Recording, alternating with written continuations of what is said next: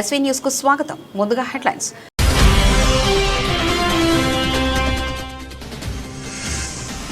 ఢిల్లీ ఉద్యోగ్ భవన్ వద్ద భారీ అగ్ని ప్రమాదం, అదుపులోకి తెచ్చిన ఫైర్ సిబ్బంది.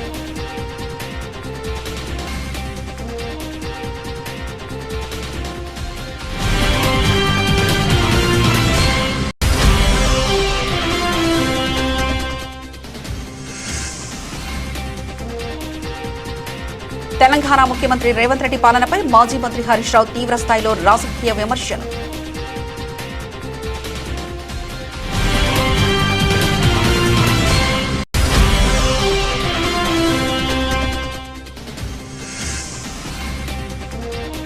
వైఎస్ఆర్సీపీ అధినేత వైఎస్ జగన్మోహన్ రెడ్డి భూమయ్య గారి పాలెలో శ్రీ లక్ష్మీ నరసింహస్వామి ఆలయ ప్రారంభోత్సవంలో పాల్గొని ప్రత్యేక పూజలు.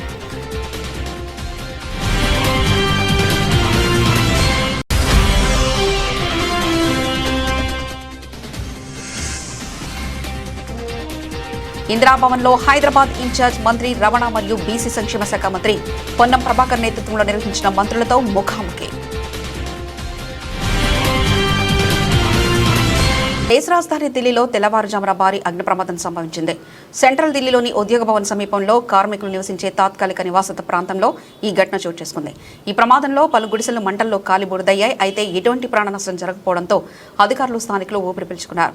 అధికారుల కథనం ప్రకారం మంగళవారం అర్ధరాత్రి సమయంలో ఒక ఎలక్ట్రిక్ ప్యానెల్లో తొలుత మంటలు చెలరేగాయి. క్షణాల్లోనే అవి సమీపంలోని తాత్కాలిక నిర్మాణాలకు వ్యాపించాయి.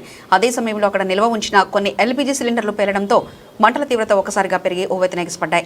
ఈ నివాసాల్లో సెంట్రల్ విస్ట్రా ప్రాజెక్టులో పనిచేస్తున్న కార్మికులు నివసిస్తున్నటువంటి సమాచారం అందుకున్న వెంటనే ఢిల్లీ ఫైర్ సర్వీస్ డిఎఫ్ఎస్ సిబ్బంది హుటాహుట్న ఘటనా స్థలానికి చేరుకున్నారు. మంటల తీవ్రతను గమనించిన అధికారులు దీన్ని మేక్ 4 కేటగిరీ ప్రమాదంగా వర్గీకరించారు. సుమారు 20కి పైగా అగ్నిమాపక యంత్రాలు, వాటర్ బ్రౌజర్లతో సిబ్బంది గంటల తరబడి శ్రమించి మంటల్ని అదుపులోకి తెచ్చారు. బుధవారం ఉదయం 5:30 కల్లా మంటలు పూర్తిగా నియంత్రణలోకి వచ్చినట్లు అధికారులు వెల్లడించారు. ప్రమాదానికి గల ఖచ్చితమైన కారణాలపై ప్రస్తుతం దర్యాప్తు చేపట్టినట్టు సమాచారం. పాకిస్తాన్ ఆక్రమిత కశ్మీర్లో జరుగుతున్న నిరసనలకు భారత్ను బాధ్యులు చేస్తూ పాక్ రక్షణ మంత్రి ఖవాజా ఆసిఫ్ చేసిన ఆరోపణలు భారత విదేశాంగ శాఖ తీవ్రంగా తిప్పికొట్టింది. పాక్ ప్రభుత్వం తన సొంత అంతర్గత వైఫల్యాలు, ఆర్థిక సంక్షోభాల నుంచి ప్రజలను దృష్టిలో మళ్లించేందుకే ఇటువంటి కల్పిత ఆరోపణలు చేస్తుందని భారత్ స్పష్టం చేసింది. పీఓకేలో దశాబ్దాలుగా సాగుతున్న ఆర్థిక దోపిడీ, ప్రాథమిక హక్కుల నిరాకరణ మరియు పరిపాలనాపరమైన అణచివేత వల్లే అక్కడి ప్రజలు స్వచ్ఛందంగా రోడ్లపైకి వచ్చి నిరసనలు తెలుపుతున్నారని భారత్ పేర్కొంది.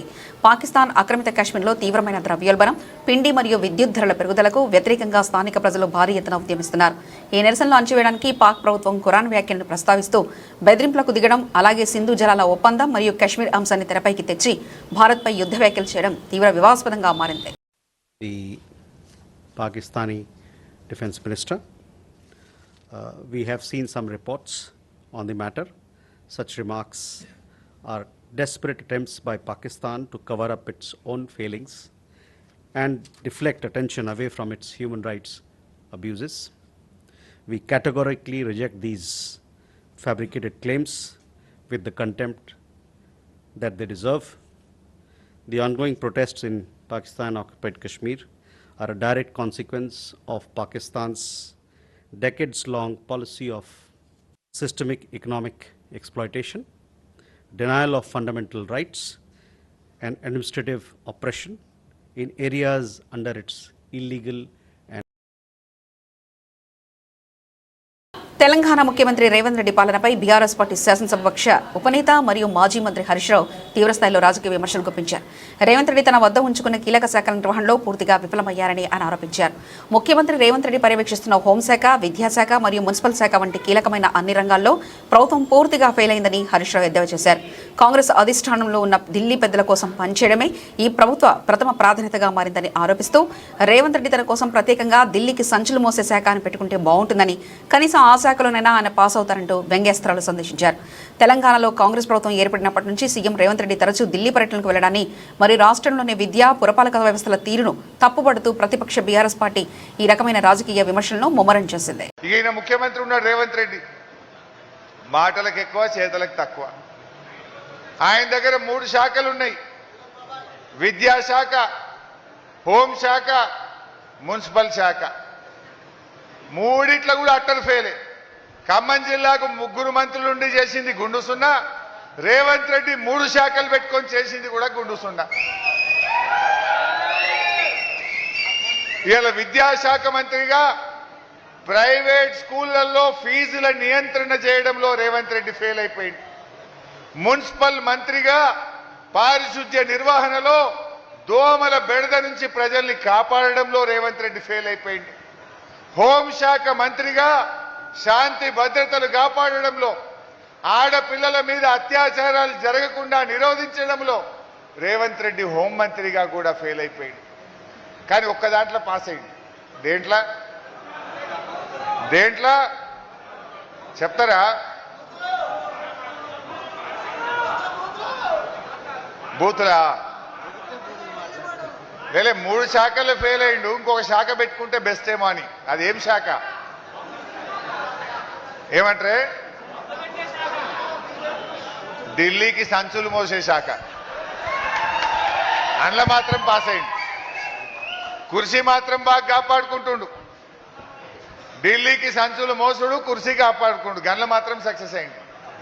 విద్యాశాఖ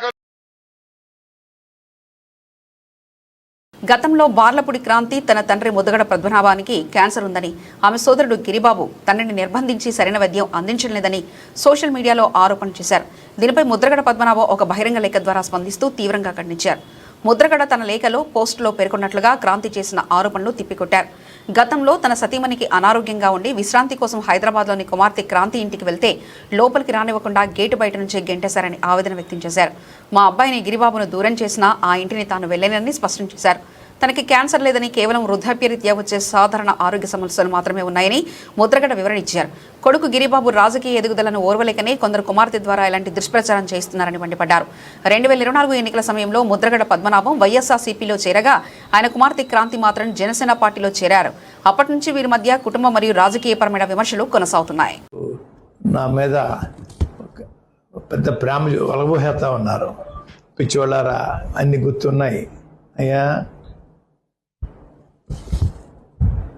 గతంలో సార్ మనస్పర్ధలు వచ్చాయి చెప్తున్నాను సార్ మీకు 7 సంవత్సరాల క్రితం నా భార్యకి క్యాన్సర్ వచ్చిందండి. హైదరాబాద్లో సర్జరీ చేయించానండి. 15 days హాస్పిటల్లో ఉన్నామండి. మళ్ళా 10 రూపాయలకి రండి కీమో చేయించానని చెప్పి డాక్టర్ సెన్సార్ గారు చెప్తే ఈ ఎదవలకి ఇంటికి వచ్చానండి. ఈ ఎదవలో 5 నిమిషాలు కూడా లోపల రావద్దన్నారు మమ్మల్ని. 5 నిమిషాలు కూడా మూడు పిల్లం మా ఇంటికి రావద్దు. అయ్యా, ఇది వారి ఆదేశపడి వీళ్ళు మా మీద ప్రేమ చూపిస్తున్నారా? మూడు పిల్లలు వద్ద కలిసి గుమ్మలో కాసేసి మా ఇంటికి రావద్దు అంటే హైదరాబాద్లో బ్రాహ్మిన్స్ చక్రం సుధాకర్ గారు ఉంటే వారింటికి తీసుకెళ్ళిపోయి అయ్యా ఆ 2 days ఉండి ఆ కేజీ రిటర్న్ అయ్యామండి. వీళ్ళు నాకు క్యాన్సర్ వచ్చింది, చిన్న కొడుకు వైద్యం చేయించట్లేదు, వీళ్ళు పట్టించుకోవట్లేదు అని ఏదో నాటం చేస్తున్నారండి. భాష కూడా మారిపోయింది నాకు తట్టుకోలేక. నన్ను ఎందుకు ఎత్తుకోవాలా? నన్ను ఎందుకు రోడ్డు మీద ఆగాలా? మీకు నాకు సంబంధాలు లేవే, 1 year నుంచి మేము రాకపోకలు లేవే, పూర్తిగా దిగిపోయే, ఇంకా నన్ను టార్గెట్ చేస్తా ఉన్నారా? ఏ వాసించి టార్గెట్ చేస్తారని అడుగుతా ఉన్నాను. నువ్వు టార్గెట్ చేసి బెదిరిపోతానా? కిలప మనసుగా మనవండి ముద్రల వీర్రావు గారు అబ్బాయిని బెదిరిపించేస్తే బెదిరిపోవడానికి ఈ రక్తంలో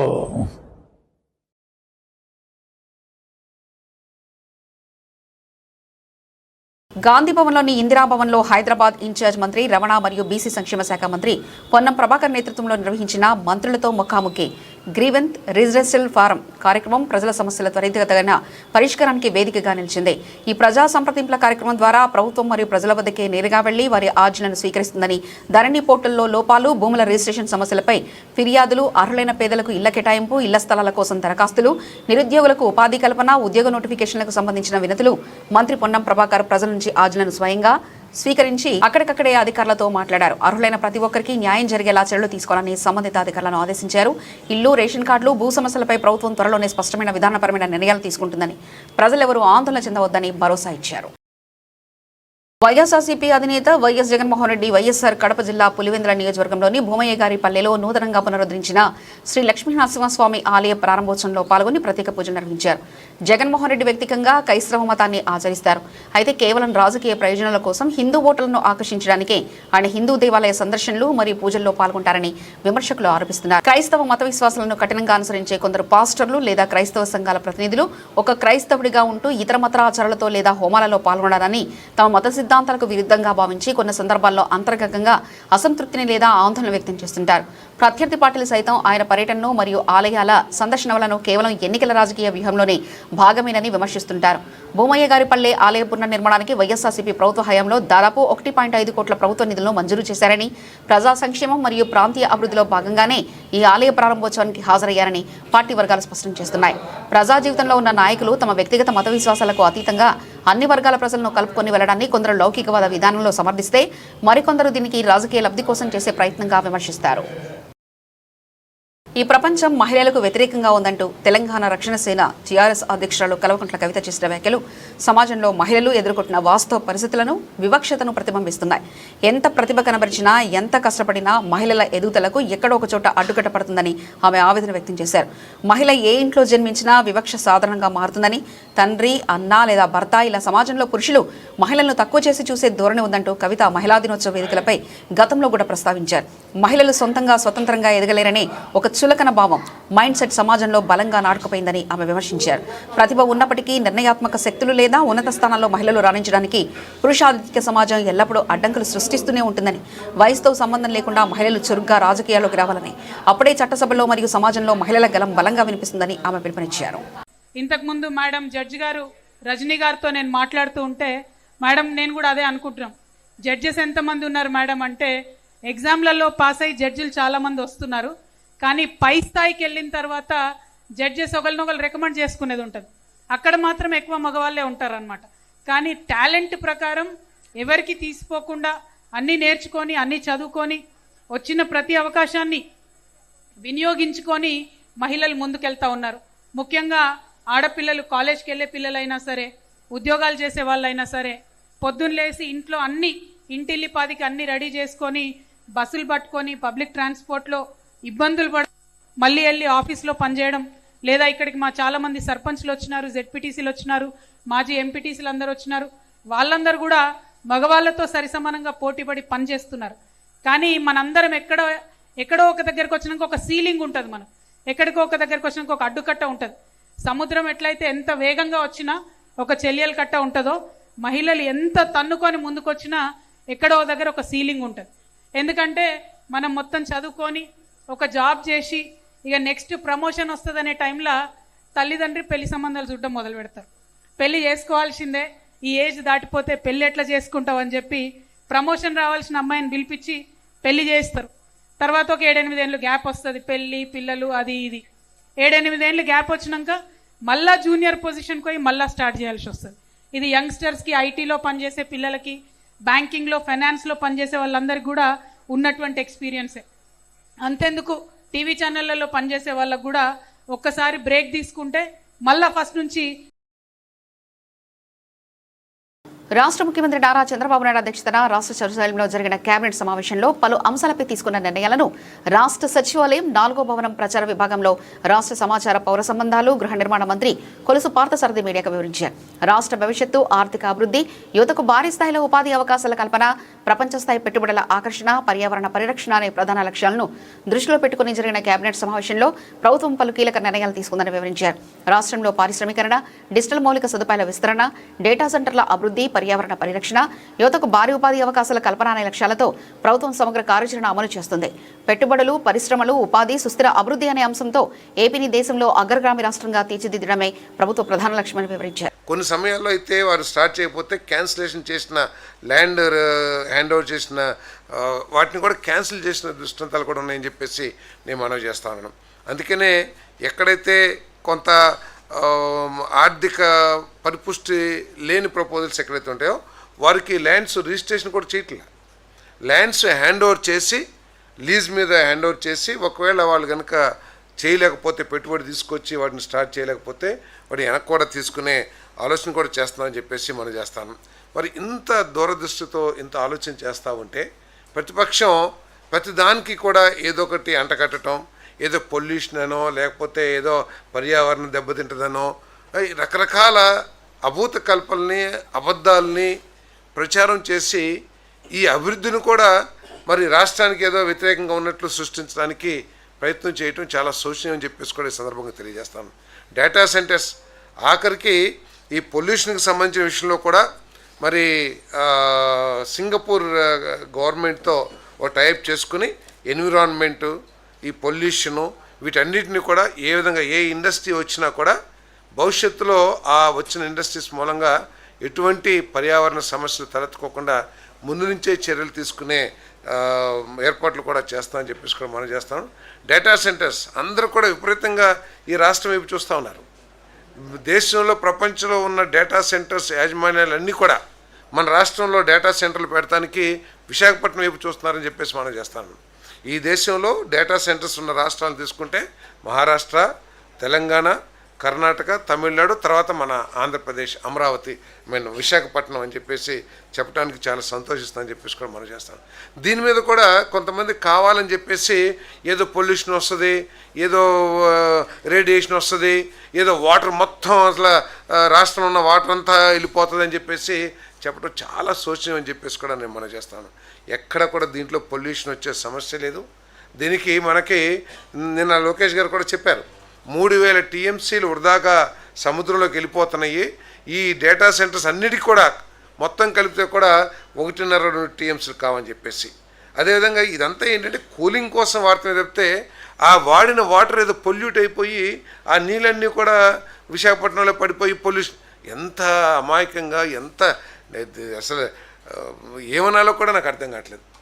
అంటే ఒక రాష్ట్రం బాగుపడతా ఉంటే ఇంకా మెరుగు చేయండి అని చెప్తాం పర్లేదు, కానీ భయాందోళన సృష్టించి దానికి ఎట్లా అడ్డుకట్టాలి? ఇది వాటర్. ఖమ్మం జిల్లా సత్తుపల్లి సమీపంలోని బొగ్గపాడు మెగా ఫుడ్ పార్క్ భూముల కేటాయింపు అవినీతిపై బీఆర్ఎస్ పార్టీ తరఫున మాజీ మంత్రి పువ్వాడ అజయ్ కుమార్ లేవనెత్తిన ఆరోపణలు, కాంగ్రెస్ ప్రభుత్వంపై ఆయన చేసిన విమర్శలు రాజకీయంగా తీవ్ర సంచలనం సృష్టిస్తున్నాయి. సత్తుపల్లి మండలం బొగ్గపాడు ఫుడ్ పార్క్లో 72 ఎకరాల భూమిని ఆంధ్రప్రదేశ్కు చెందిన ఒక ప్రైవేట్ ఫీడ్స్ కంపెనీకి కేటాయించారు. తెలంగాణ పరిశ్రమల మౌలిక వసతుల సంస్థ ఇక్కడ ఎకరం ధరను 40.47 లక్షలుగా నిర్ణయించగా ఆ కంపెనీకి కేవలం 21 లక్షలకే దాదాపుగా సగానికి సగం అప్పగించారని ప్రతిపక్షాలు ఆరోపిస్తున్నాయి. అయితే ఇదే కంపెనీ పక్కనే ఉన్న ప్రైవేట్ రైతు వద్ద ఎకరాకు 75 లక్షలు పెట్టి రోడ్డు మార్గం కోసం భూమి కొనుగోలు చేసిందని, అలాంటప్పుడు ప్రభుత్వ భూమిని ఎందుకు తక్కువ ధరకు ఇచ్చారని పువ్వాడ ప్రశ్నించారు.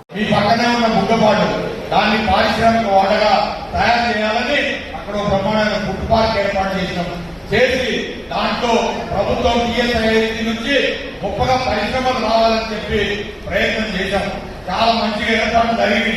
కానీ ఇవాళ ఏం చేస్తున్నారు మంత్రులు, అదే మరి ఫుడ్ పార్క్ లో బుగ్గపాడులో ఏం చేస్తున్నారు, దాంట్లో ఏం చేస్తున్నారంటే ఆంధ్ర కంపెనీలకి అగ్గువకి 72 ఎకరాల భూమి ఎకరం 42 లక్షలకి ప్రభుత్వం అప్పుడు విద్యార్థి నిర్ణయిస్తే దానికి సగానికి అడ్డి చేరికి పావు చేరికి వాళ్ళకి అప్పగించి అందులో మంత్రుల కొడుకులు వాటా తీసుకున్నారని ఈ సందర్భంగా మేము తెలియజేస్తాం. అది నిజం కాదా? అది మేము ఈ వేదిక బీఆర్ఎస్ పార్టీ మిమ్మల్ని ప్రశ్నిస్తా ఉంది. దీని మీద విచారణ జరపండి. దానికి మొత్తం మట్టి నింపడానికి మీరు సీతారామ ప్రాజెక్టు నుంచి మట్టి తీసుకొచ్చి కోట్లాది రూపాయల మట్టిని కొలగొడతా ఉన్నారు. ఓ పక్కన మట్టి దోపిడీ, ఇంకో పక్కన భూ దోపిడీ, ఇంకో పక్కన చూస్తే హైదరాబాద్ లో భూ దోపిళ్ళు, ఖమ్మంలో చూస్తే ఖమ్మంలో దోపిడీ, అటువైపు పోతే పినపాక రేగాకాండలో భద్రాకాండ పోతే ఇసుక దోపిడీ. ఏది చూసినా కూడా వెరసి 2.5 సంవత్సరాల్లో అంటే ఇంటర్వెల్ వరకు మనం చూసింది దోపిడీ రాజ్యం. దండుపాలెం రాజు తప్పితే ఏ సంక్షేమం లేదు. అవునా కాదనే ఉచిత 2000 పెన్షన్ 4000కి, ఉచిత ఆడపిల్లలకి 2500 రూపాయలు, ఉచిత ఆడపిల్ల చదువుకునే వాళ్ళకి స్కూటీలు, ఉచిత పెళ్ళైన ఆడపిల్లలకి కులం బంగారం. ఏంటంటే వీళ్ళకి మాత్రం బాగా వచ్చింది. మంత్రి గారు రైతు పెరిగింది, వ్యవసాయ మంత్రి గారి ఆదాయం పెరిగింది, 100 ఎకరాలు 1000 ఎకరాలు అయి ఉన్నాయి. కానీ మాకు ఇతర ప్రాంత ప్రజలకి వీళ్ళకి మాత్రం ఏ ఆ హామీలు అక్కడే ఉన్నాయి, అక్కడే ఉన్నాయి. అందుకని వాటి గురించి ఇంకా బాగా ఒక్కడి గుర్తు పెట్టుకోండి. మనందరికీ కూడా జాతి పిత మన తెలంగాణకు తెచ్చిన వ్యక్తి కేసీఆర్ తత్తుడో తెలంగాణ ఒత్తుడో అని చెప్పి సాగులో తలకాయ పెట్టి తెలంగాణ తెచ్చిన మాజీ కేసీఆర్. ఆయనయే మన తెలంగాణకు శ్రీరామరక్ష. ఆయన లేకపోతే ఈ తెలంగాణ ఇంకే దోపిడీ గురైందని. కాబట్టి ఈసారి కళ్ళు తెరవాలి. మొట్టమొదటి ఆంధ్రప్రదేశ్ రాజకీయాల్లో ఇటీవల చోటు చేసుకున్న పరిణామాల నేపథ్యంలో వైఎస్ఆర్ కాంగ్రెస్ పార్టీ మాజీ MLA Rachamalli Sivaprasad Reddy Kakinada rural Janasena MLA Pantham నానాజీని ఉద్దేశించి ప్రెస్ మీట్లో వ్యాఖ్యలు చేశారు. తమ నాయకుడు వైఎస్ జగన్మోహన్ రెడ్డి ఎప్పుడైనా ఎవరినైనా ఏకవచనంతో వాడు వీడు సంబోధించినట్లు చూపిస్తే తాను క్షమాపణలు చెప్పడానికి సిద్ధమని రాచమల్లు సవాల్ విసిరారు. 60 ఏళ్లలో మొట్టమొదటిసారి పంతం నానాజీ ఎమ్మెల్యేగా గెలిచావు, నీకెందుకు ఇంత అహంకారం అని ప్రశ్నించారు. రాబోయే 2029 ఎన్నికల్లో పంతం నానాజీపై ఒక సాధారణ వైసీపీ కార్యకర్తను నిలబెట్టినా గెలిపించే సత్తా తమకుందని ధీమా వ్యక్తం చేశారు. రాష్ట్ర ప్రజలందరికీ ప్రొద్దుటూరు నియోజకవర్గ వైఎస్ఆర్ కాంగ్రెస్ పార్టీ వైపు నుంచి హృదయపూర్వకంగా నమస్కరిస్తూ, నిన్న లేమన్నా అనుకుంటా కాకినాడ రూరల్ ఎమ్మెల్యే ఏదో పంతం అంట, ఆయన పేరు పంతం నానాజీ. ఏం పంతమా పంతం. అసందర్భంగా అనవసరమైన మాటలన్నీ మాట్లాడినాడు జగన్మోహన్ రెడ్డి గారిని. వాడు వీడు నాలుక కోస్తా, చేతనైతే వచ్చి రాజమండ్రి రూరల్కి పోటీ చేయి, కాపులను పట్టుకొని వైఎస్ఆర్ కాంగ్రెస్ పార్టీలో కొనసాగే వాళ్ళని పట్టుకొని రెడ్డి కాపులు అన్నాడు. అంటే రాజమండ్రిలో పవన్ కళ్యాణ్ మీటింగ్ పెట్టిన తర్వాత ఏం మాట్లాడినాడు పవన్ కళ్యాణ్ గారు ఆ రోజు? అన్ని దానిలకు నేనే మాట్లాడాలన్నా, ఇంతమంది ఎమ్మెల్యేలు ఎంపీలు మీరు ఉండారు కదా, మీరంతా అన్నీ మూసుకొని ఉంటే ఎట్లా, మీరు కూడా నా మాదిరే గౌ అని అడసాల కదా వైఎస్ఆర్ కాంగ్రెస్ పార్టీ మీద అని చెబితే ఆయన పైన మరుక్షణమే జనసేన పార్టీకి సంబంధించిన ఈ పంతం నానాజీ అనే ఎమ్మెల్యే అనవసరంగా వైఎస్ఆర్ కాంగ్రెస్ పార్టీ నాయకులను, వైఎస్ఆర్ కాంగ్రెస్ పార్టీలో కొనసాగే కాపులను, ముఖ్యంగా మా నాయకుడు జగన్మోహన్ రెడ్డి గారిని టార్గెట్ చేసి అసందర్భంగా అనవసరమైన మాటలు మాట్లాడినాడు, దుర్భాషలు అన్నాడు, సంస్కారహీనంగా మాట్లాడినాడు. అదే ఆయన మాట్లాడిన మాటలు కూడా చెప్తే కదా, వాడు వీడు అనడం, జైల్లో పుట్టిన పార్టీ అనడం, నాలుగు చీరేస్తా అనడం, పవన్ కళ్యాణ్ అని మించి ఒక మాట మాట్లాడినా నాలుగు చీరేస్తాడంట. ఇవి ఆయన మాట్లాడిన మాటలు. ఒక్కసారి ప్రజలు గమనించమని కోరుతా ఉన్నా. నేను సవినయంగా రాష్ట్ర ప్రజలందరినీ విజ్ఞప్తి చేస్తూ ఉన్నా. జగన్మోహన్ రెడ్డి గారు 2011 నుంచి మీకు తెలుసు, ముందు నుంచి రాష్ట్ర ప్రజలకు తెలియకపోయినా 2011 నుంచి అందరికీ తెలుసు. వైఎస్ఆర్ కాంగ్రెస్ పార్టీ ఆవిర్భావం నుంచి ఈ 15 సంవత్సరాల కాలంలో రాష్ట్ర ప్రజల్ని అడుగుతాను నేను, మా నాయకుడు జగన్మోహన్ రెడ్డి గారు ఎప్పుడైనా ఎక్కడైనా ప్రెస్ మీట్లలో, పాత్రికేయుల సమావేశంలో కానీ, పాత్రికేయుల చిట్చాట్లో కానీ, లేకపోతే బహిరంగ సమావేశాల్లో కానీ, లేకపోతే మా పార్టీ ఇంటర్నల్ మీటింగ్స్లో కానీ ఎక్కడైనా ఎప్పుడైనా మా నాయకుడు జగన్మోహన్ రెడ్డి గారు ఒక్క సందర్భంలో ఏ ఒక్క వ్యక్తినైనా వాడు అని సంబోధించినట్టు చూపిస్తే నేను క్షమాపణ కోరుతా వారిని. వాడు, మిగతా మాటలు కూడా వద్దు, పెద్ద పెద్ద చెడ్డ మాటలన్నీ వద్దు. వాడు ఎప్పుడే కానీ ఎవరినే కానీ మాట్లాడాడు ఆయన.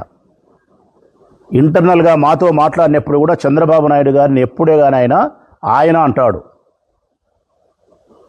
అంత సంస్కారయుతంగా రాజకీయాల్లో కొనసాగే జగన్మోహన్ రెడ్డి గారిని పట్టుకొని ఇంత అసందర్భంగా ఇష్టం వచ్చినట్టు వాడు వీడు అని. దీనికి కారణం ఏదో ఒక సామెత ఉంది, ఆవు చేల్లో మేస్తే దూడ బయట మేస్తుంది. సుకుమార్ దర్శకత్వంలో రామ్ చరణ్ సమంత జంటగా నటించిన రంగస్థలం సినిమా 2018లో విడుదలై ఇండస్ట్రీ హిట్ సాధించింది. ఈ చిత్ర ఘన విజయంపై ఏర్పాటు చేసిన కృతజ్ఞత సభలో చిరంజీవి ముఖ్య అతిథిగా పాల్గొన్నారు. ఈ వేదికపై చిరంజీవి మాట్లాడుతూ రామ్ చరణ్ చిట్టిబాబు పాత్రలో చూపించిన నటనపై ప్రేక్షకులు, సినీ ప్రముఖులు ప్రశంసలు కురిపించడం పట్ల ఓ తండ్రిగా ఎంతో గర్వపడ్డారు. ఆ వేదికపై చిరంజీవి మాట్లాడుతూ అందరూ రామ్ చరణ్కి నేషనల్ అవార్డు వస్తుందని అంటున్నారు. అవార్డు రాకపోయినా పర్లేదు, ఎందుకంటే అవార్డులు రావడానికి ఎన్నో దారులు లెక్కలుంటాయి. కానీ ప్రజలందరూ నోరారా ఇది నేషనల్ అవార్డు విన్నింగ్ పర్ఫార్మెన్స్ అని అంటుంటే అంతకంటే పెద్ద అవార్డు మరొకటి లేదు. ఇది వినడానికి చాలా ఆనందంగా ఉంది అనిపిస్తుంది అంటూ భావోద్వేగానికి లోనయ్యారు. ఈ సినిమాలో రామ్ చరణ్ పాక్షిక వినికిడి లోపం ఉన్న చిట్టిబాబు అనే పల్లెటూరి యువకుడి పాత్రలో అద్భుత నటన కనబర్చారు. రామ్ చరణ్ సినీ కెరీర్లో రంగస్థలం ఒక మైలురాయిగా నిలిచింది. కమర్షియల్ హీరోగా ఉన్న చరణ్ తనలోని నటుడిని ఆ సినిమాతో పూర్తి స్థాయిలో ఆవిష్కరించారు. పెర్ఫార్మెన్స్ అని అంత బాగా చేశాడు మన చరణ్ అంటే అవార్డు రావాల్సిన అవసరం లేదు. అవార్డు రావడం ఎన్నో దారులు ఉంటాయి, రావచ్చు రాకపోవచ్చు. బట్ ప్రజల మనుషుల్లో ఎంత అత్యుత్తమ నటన ఇచ్చాడు అన్నారే, దాన్ని మించిన అవార్డు ఇంకోటి ఉండదు అనేది నేను ప్రగాఢంగా నమ్మిన విషయం. కాబట్టి చరణ్ వాళ్ళందరూ ఒక way of expression, award winning performance అంటుంటే కనుక థ్యాంక్ యూ సో మచ్ అనుకోవాలి. కానీ వరుసగా 3 రోజు కూడా బంగారం వెండి ధరలు తగ్గుముఖం పట్టాయి. దేశవ్యాప్తంగా ప్రధాన నగరాల్లో బుధవారం పసిడి వెండి ధరలు క్షీణించాయి. దీంతో బంగారం కొనుగోలు చేయాలనుకునే వారికి ఇది కొంత ఊరటనిచ్చే అంశంగా మారింది. హైదరాబాద్, విజయవాడ మార్కెట్లో 10 గ్రాముల 24 క్యారెట్ల బంగారం ధర సుమారు 1,44,590గా ఉండగా 22 క్యారెట్ల పసిడి ధర 1,32,540 వద్ద నిలిచింది. మంగళవారంతో పోలిస్తే తులం బంగారంపై దాదాపు 2,000 మేర తగ్గింది. ఇక వెండి ధరల్లోనూ భారీ తగ్గుదల కనిపించింది. మంగళవారంతో పోలిస్తే కిలో వెండిపై ఏకంగా 5,000 వరకు తగ్గి ప్రస్తుతం 2,49,900 వద్ద ట్రెండ్ అవుతుంది. దేశ రాజధాని ఢిల్లీలో 10 గ్రాముల 24 క్యారెట్ల బంగారం ధర 1,44,740గా ఉంది. తెలుగు రాష్ట్రాల్లోని వరంగల్, నిజామాబాద్, విశాఖపట్నం, గుంటూరు, తిరుపతి వంటి నగరాల్లో కూడా ఇదే తరహా తగ్గుదల నమోదైంది. పోర్చుగల్ ఫుట్బాల్ దిగ్గజం క్రిస్టియానో రొనాల్డో సరికొత్త రికార్డు సృష్టించాడు. ప్రపంచ కప్ చరిత్రలో 6 ఎడిషన్లో గోల్స్ సాధించిన తొలి ఆటగాడిగా నిలిచారు. మంగళవారం ఉజ్బెకిస్తాన్లో జరిగిన మ్యాచ్లో రొనాల్డో ఈ మైలురాయిని అందుకున్నాడు. క్రిస్టియానో డబుల్ గోల్స్తో సత్తా చాటడంతో గ్రూప్ కే పోరులో పోర్చుగల్ 5.0తో ఉజ్బెకిస్తాన్ను ఓడించి నాకౌట్ రేసులో నిలిచింది. కాంగోతో జరిపిన తొలి మ్యాచ్ పోర్చుగల్ 1-1తో డ్రా కావడం, ఈ మ్యాచ్లో గోల్ చేయలేకపోవడంపై వచ్చిన విమర్శలకు రొనాల్డో తన ఆటతోనే సమాధానమిచ్చారు. ఆట మొదలైన 6వ నిమిషంలోనే జోవావో కాన్సెలో అందించిన క్రాసును అందుకుని 41 ఏళ్ల రొనాల్డో తన కుడికాలి బంతిని గోల్ పోస్టులోకి పంపి పోర్చుగల్కు 1.0 ఆధిక్యతను అందించారు. ఆపై పోర్చుగల్ తన దాడిని మరింత ఉధృతం చేసింది. 17వ నిమిషంలో లభించిన ఫ్రీ కిక్ వద్ద రొనాల్డో తాను కిక్ కొట్టబోతున్నట్లు నటిస్తూ తెలివిగా బంతిని వదిలేయగా అక్కడ సిద్ధంగా ఉన్న నునో మెండిస్ దాన్ని గోలుగా మలిచి ఆధిక్యాన్ని రెట్టింపు చేశారు. ఆ తర్వాత 39వ నిమిషంలో మిడ్ ఫిల్టర్ బ్రూనో ఫెర్నాండెజ్ అందించిన పర్ఫెక్ట్ పాస్ను అందుకున్న రొనాల్డో వేగంగా దూసుకెళ్లి బాటం లెఫ్ట్ కార్నర్లోని బంతిని పంపి మ్యాచ్లో తన 2వ గోల్ నమోదు చేశారు. 61 నిమిషంలో పోర్చుగల్కు లభించిన కార్నర్ కిక్ను క్లియర్ చేసే ప్రయత్నంలో ఉజ్బెకిస్తాన్ ఓన్ గోల్ చేయడంలో పోర్చుగల్ 4.0తో తిరుగులేని స్థితికి చేరింది. 87వ నిమిషంలో సబ్స్టిట్యూట్ ప్లేయర్ రాఫెల్ లోయావో అద్భుతమైన గోల్ సాధించి పోర్చుగల్ భారీ విజయం ఖాయం చేశారు.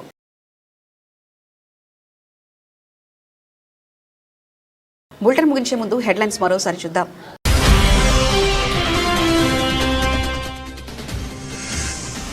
ఢిల్లీ ఉద్యోగ్ భవన్ వద్ద భారీ అగ్ని ప్రమాదం, అదుపులోకి తెచ్చిన ఫైర్ సిబ్బంది.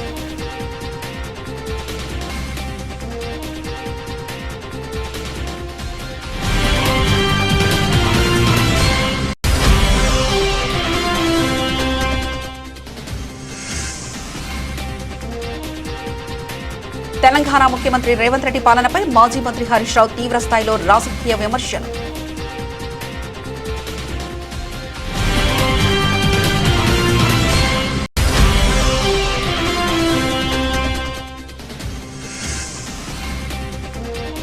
వైఎస్ఆర్సీపీ అధినేత వైఎస్ జగన్మోహన్ రెడ్డి భూమయ్య గారి పాలెలో శ్రీ లక్ష్మీ నరసింహస్వామి ఆలయ ప్రారంభోత్సవంలో పాల్గొని ప్రత్యేక పూజలు.